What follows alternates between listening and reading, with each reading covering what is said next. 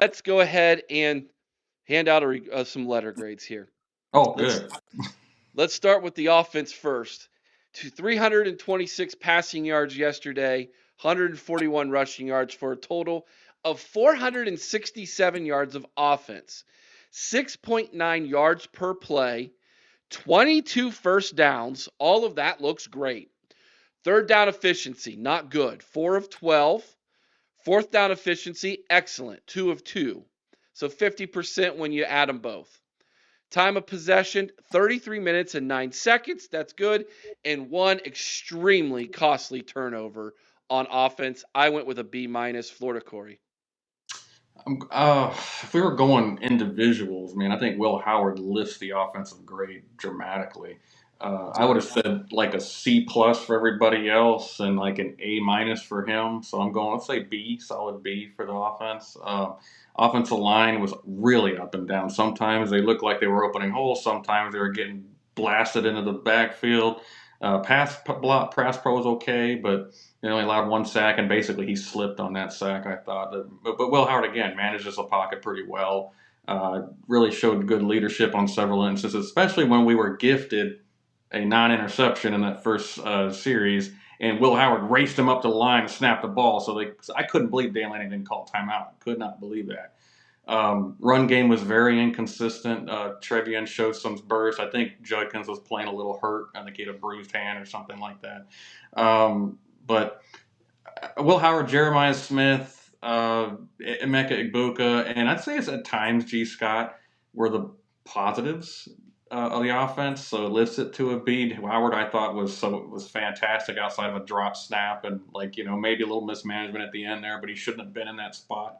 He got us in position to win the game, but then a kind of a questionable OPI call against Jeremiah Smith took us out of field goal range, but he only gets 6 to 10 seconds or whatever. Then there's a 12 men on the field, which might have been done on purpose. I think he thought it was a dead ball foul and thought he had 10 seconds, and nobody communicated it to him. That's my opinion, unless he said something different.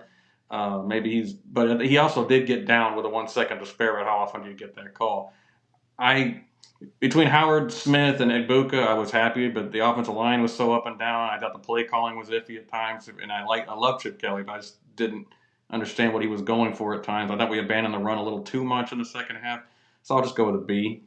Too many step on the rake moments, but overall good enough to win. Yeah, I think I'm a little bit higher on the offense than you guys are. I wanted to go A minus, but because of the clock management at the end, I'm going to go with a B plus. I think the offense is what kept us in the game in this one, specifically Will Howard and Jeremiah Smith and Emeka Egbuka.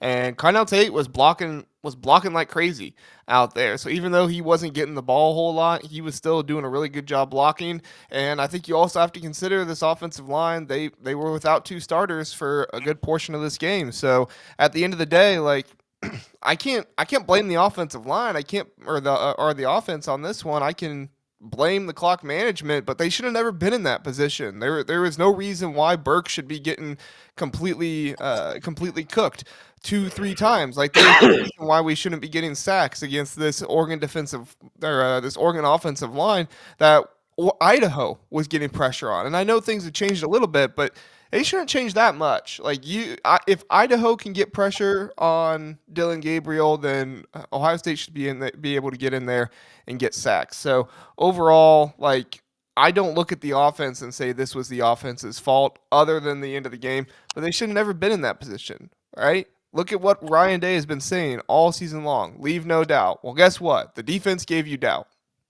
A lot of it. Chris, before you give your letter grade, uh, Burks, Blue Wolverine, Maze Mad Man, who's in the chat tonight, loving every second of this. I owe you guys an apology. I said Denzel Burke is better than Will Yeah. Johnson. I've been preaching that all year. I'm wrong. I'll eat crow tonight. Denzel Burke, that game alone cost him millions of dollars. Oh, he dropped at least 2 rounds in the At draft. least, if At not, least, I if mean, not 3. I don't know that I would draft him now.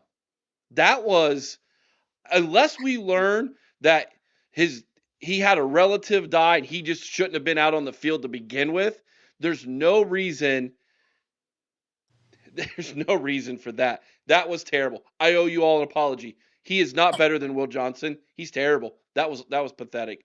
My apologies. Real fast, Chris.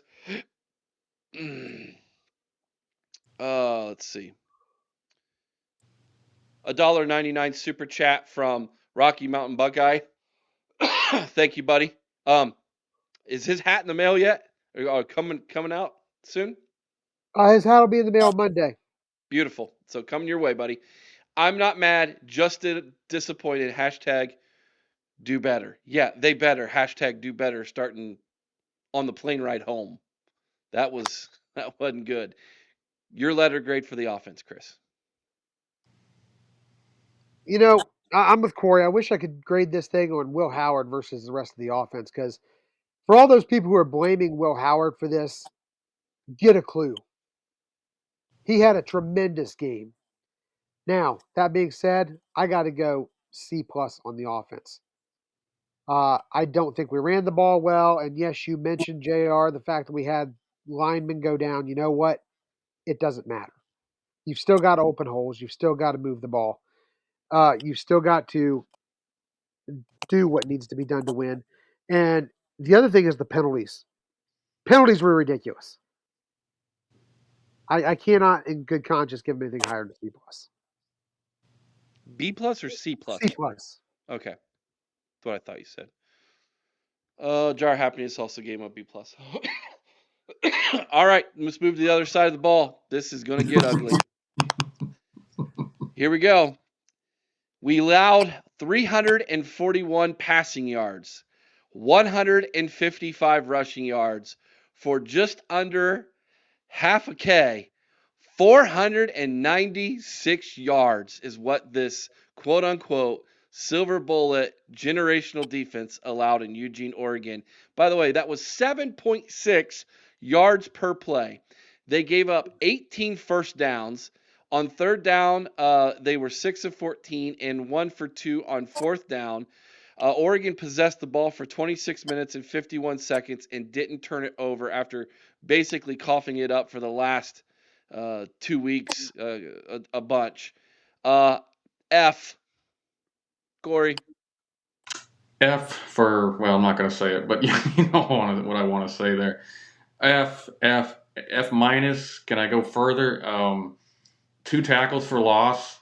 According to PFF, they allegedly had 14 pressures. I think PFF's smoking crack. I didn't see 14. They usually are. My goodness, that's terrible.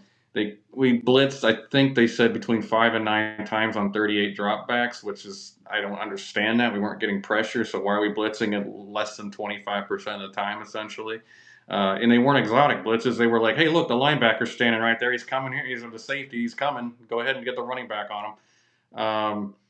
Hardly any pressure from the D line. We had to.